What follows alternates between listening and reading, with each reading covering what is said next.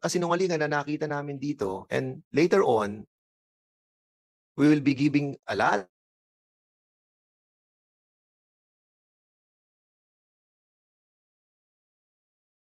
hindi lamang sa organisasyon natin, nasabi nga ni Chief PNP that tutulungan niya kayo.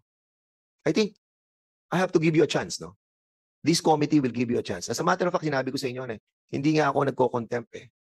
Marami kami napadismiss dito ng members of this committee, those that was filed by Congressman Acop, no? And they were dismissed. Colonel, Major, Sergeant, Corporal, lahat sila na-dismiss. Without citing them in contempt. But this time, napilitan kami dahil nga sa patuloy niyong pagsisinungaling. And sana yung katapangan nyo, ipakita nyo sa pamamagitan ng pagsasabi ng totoo. Hindi ba samang umamin sa kasalanan? But justice must be served. But it will be mitigated, for sure. At kabibilib pa kayo ng taong bayan. Bibilib pa sa inyo ang organisasyon. Bibilib pa sa inyo ang inyong pamilya dahil naging tapat kayo sa kasalanan na gawa ninyo. Wala namang perfecto eh. Lahat tayo nagkakasala eh. Pero aminin natin. Parang sa ganun, hindi na tayo pare-parehong mahirapan dito. PNP is a forgiving organization. Sinabi yan ni PNP Chief, kaya inilabas ko yan eh. Tutulungan niya kayo. Pero pakita niyo muna na naging tapat kayo. Kahit naging, alam niyo na na-tempt kayo, nagkaroon kayo ng kasalanan, aminin niyo na lang po kasi mas magiging magaang sa amin yung aming ginagawa. Mabigat to eh, ginagawa namin. Ayaw namin to. Nasasaktan din kami pag nakikita namin yung napapanood namin yung nangyayari sa inyo. May awa kaming nararamdaman. Pero tulungan nyo kami na tulungan kayo. I hope you understand and you read between the lines what I'm trying to imply here. We don't want you another day in this Congress. We want you to be released. Pero pakita nyo yung tapang nyo sa pagsasabi ng katotohanan. So I'm giving the chance sa 6 na narito. Iisa-isahin ko po kayo. Bibigyan ko ng kayo ng pagkakataon na magsalita bago kami magsimula at ilahad sa inyo ang mga ebidensya na narito. So, I hope na magbigay tayo ng isang, well, kung hindi kayo magbibigay ng positibo, then we have no choice, no? So siguro, unahin natin kay Colonel Guevara. Colonel Guevara, you want to say something para tulungan ka ni PNP Chief? Dahil ang pagsasabi ng totoo, malaking bagay para sa ito. Remember, no, na alam namin na you were supposed to sign that affidavit during the pre-investigation, but suddenly you went to Thailand, and going to Thailand, siguro nag-isip ka, ayaw mo siyang pirmahan because you are all one for all for one thing. So, I think, dito mo pakita yung tapang mo. Colonel Guevara, kausapin mo yung sarili mo. Ngayon, kung magsisinungaling ka pa rin, then wala na kami magagawa. And even the Chief PNP, wala na siya matutulong sa'yo. Go ahead. Good morning, Mr. Chair. Thank you for recognizing me, Mr. Chair. I'm Police Lieutenant Jolet Guevara, the former Chief DSOU of Southern Police District. I led the operation. That's why we are here. The operation that we conducted that is resulted to this situation. I admit and I admit everything that happens under my leadership that brought us here. So I ask for forgiveness for giving this trouble to everybody. Again, I was just a simple public servant serving this nation for 19 years. Based on my track record since day one up to this incident, should I say I served this country well before this event happened. I'm not making excuses. I'm not making any lie, anything that could save me. I accept everything. What's the consequence right after this? With all my heart and with all my conscience, because I did what I did. As you have said, Mr. Chair, there's no perfect person and perfect police officer, or maybe as a public servant, I'm not perfect. I'm not perfect. Now, going back to the operation, Mr. Chair, I was then assigned as Chief DSOU way back August 6 last year. more than 1 month, 1 month, 1 week before the operation conducted. It was only my second operation. Having no people under me. I know anybody. I don't know any person under my unit, but I believe that I can lead these people, even though they are not my colleagues. Even though hindi ko pa sila nakasama before. Kaya hindi po ako nagpalit ng tao, despite the delicate position that given to me by my former district director. I handled these people, which was led by different SOU chief. As we all know, sa ganyang special operations unit, kailangan bata mo ang kasama mo para magawa nyo ng maayos. But I don't believe with that theory, because I know that through my leadership, I can handle them all. But I was wrong. Things happened right after the second operation. Again, I'm not making excuses. I admit that there are so many operational lapses committed under my leadership, Mr. Chair. But nevertheless, just give even a minute space in your heart and your mind that my cause is a noble cause. We want to help this country to eradicate those people committed crimes. Things happen under my leadership again. Admittedly, I committed a lot of operational lapses during this operation. It started from hasty planning, which resulted total operational failure. We just acquired the search warrant on that day. At the same time, we serve it there on that day, that very the same day, Mr. Chair. That is we lack of planning. Again, I was the one who planned during the operation. I divided team into 4 groups, designated at each and every team with a competent officer. Things went through. After the operation, before the operation, it is well coordinated with my former district director. After the operation, it was well coordinated, and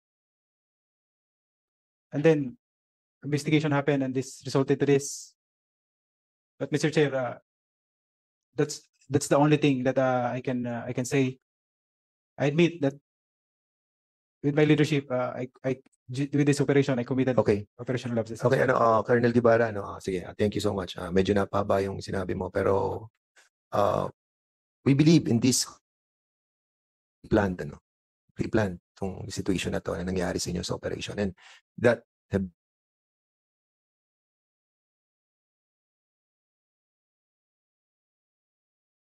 alam mo. Mr. Chair, I was the chief. Yes, alam mo na may pera talaga doon sa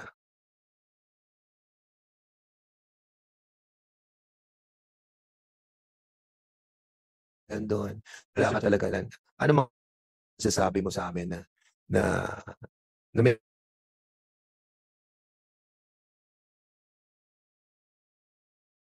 Mr. Chair. ano? You can ask everyone. It's everyone, Mr. Chair, that If you having a hard time to, pwede namang tayo. Tagalogin pwede mo po para. itanungin niyo po lahat ng member ko, sir, during my leadership as chief DSOJ, Mr. Chair. There was just an information given to me na meron pong silang target. Then sinabi ko po, sige, i-develop niyo po. I-develop niyo, then let me know kung anong progress niyan. Sige. Ganun lang po ako, Mr. Mamaya Chair. we will be asking you kung yung mga bagay na nag-transpire dun sa usapan nyo, kasi the chair would like to Barbers and Congressman Ortega. So in a bit we'll be asking you with that yung naging partisipasyon mo doon sa sa pre-plan. As I've said, kung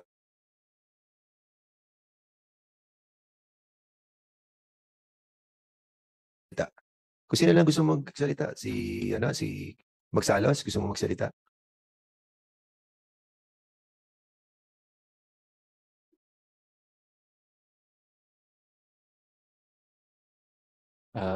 Thank you, Mr. Chair, Honorable Congressman and members of this committee. Thank you for giving us a chance to speak I am Police Major John Patrick Magsalos, the former substation commander of Tambo Police Substation under Parañaque Police Station. I would like to say that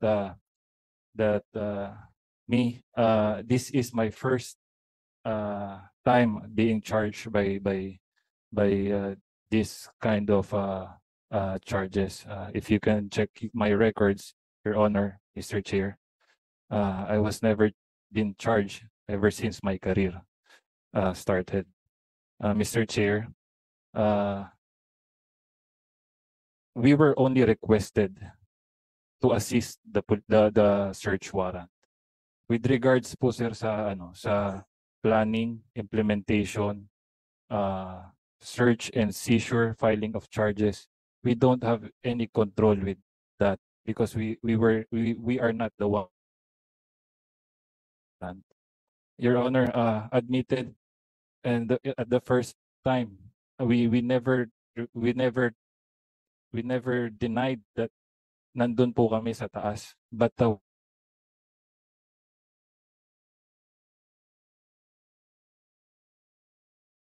wala po kaming control doon. Even with the case build up, developing ng trabaho, Mr. Chair, Your Honors, wala po kaming alam doon sa Parañaque, sa Tambo Police Substation under my leadership. Mr. Chair,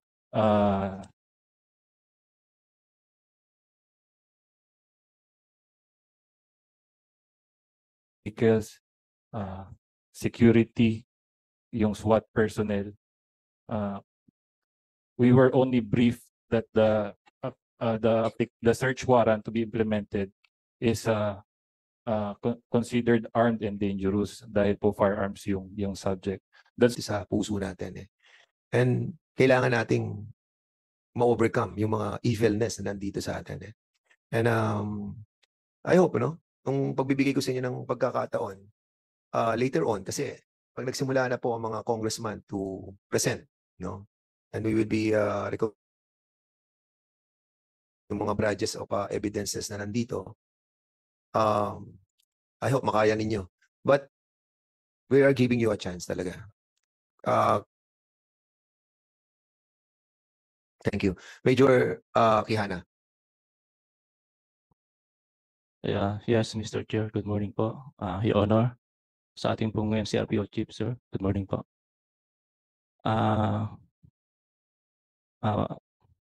First time ko na-assign ng NCRPO, SPD. So parehas kami ni Sir Guevara. Isang buwan pa lang din po ako dun sa SPD. And I was assigned as Deputy Chief DSOU. Pangalawang operation pa lang po yung nangyari. And naniniwala po ako na may mga, Your Honor, may mga lapses po kami. May mga pagkukulang po kami during the conduct of implementation of search warrant. 20 years na po ako sa serbisyo, Your Honor, Mr. Chair. Sa lahat po ng napuntahan kong unit, pinipilit ko po na magbigay po ng accomplishments. Magagandang accomplishment po na nagawa ko sa mga unit na napuntahan ko, Your Honor, Mr. Chair. Napakaraming accomplishment po ang nagawa ko within 20 years ko sa serbisyo.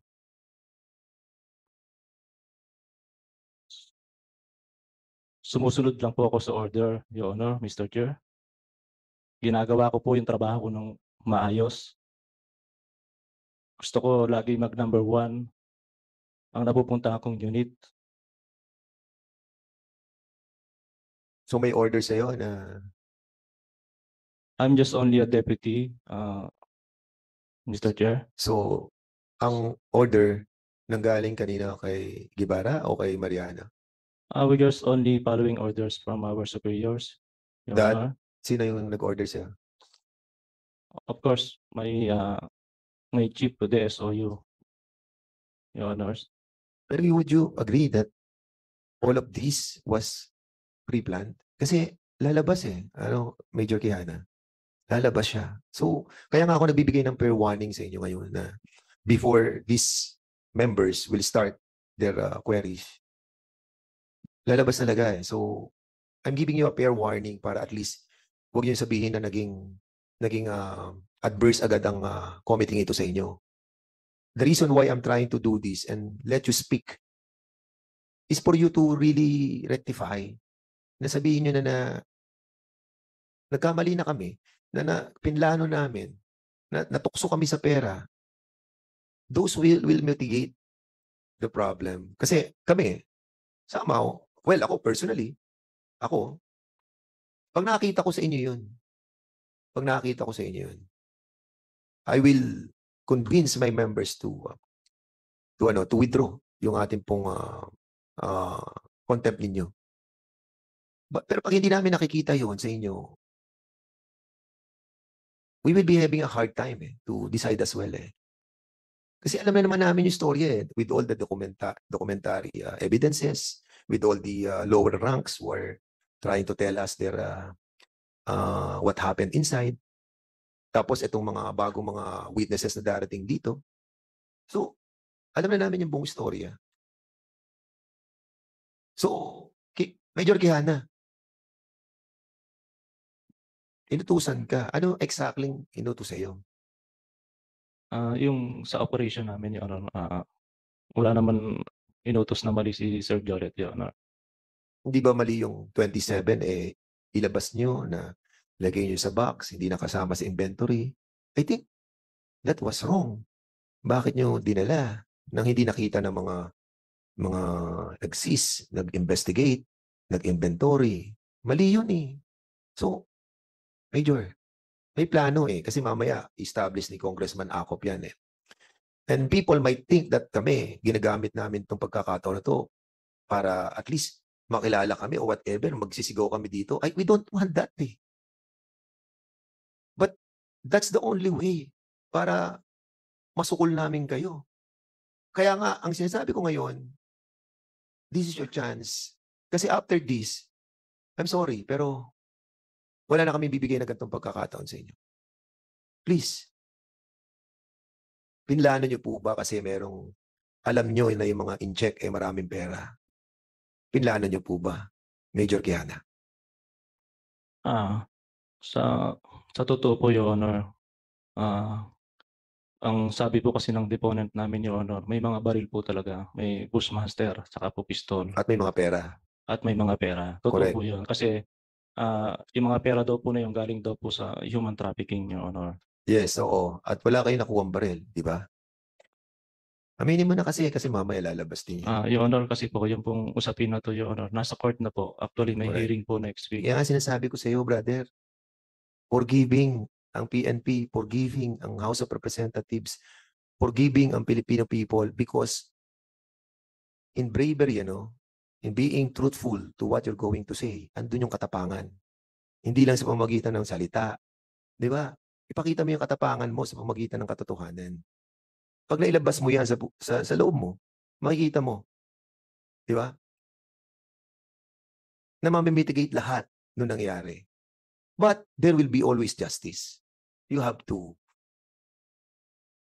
accept that. So, ang tanong ko sa iyo, di ba? Pre-planned yung pera. Kasi kaya nga hindi nyo nilagay sa inventory, di ba?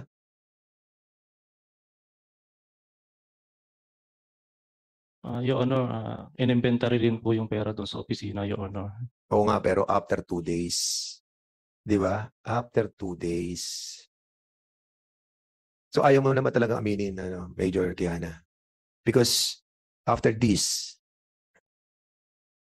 makikita na namin yung kung saan ka talaga, ano talaga yung damdamin mo. Kasi sabi ko, lahat tayo may evil in our hearts. And I believe na meron ka. Lahat tayo. Pero yung sabi ko nga sa'yo, pwede mo naman baguhin ngayon yun Di ba? Wala na. Medyo kaya na. Kasi nakikita kita, nag-iisip ka Pwede mo namang pakita yung tapang mo sa pamamagitan ng pagsabi ng totoo na pinlano ninyo Di tapos na tayo. O mag-usap na kayo nila Chief PNP, anong gagawin sa inyo?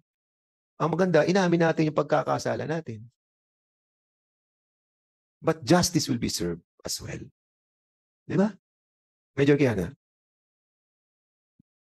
Your Honor. Yes. Yung totoo po, Your Honor, wala naman po kami talagang pinlano na Okay. O sige, salamat na. kunin po yung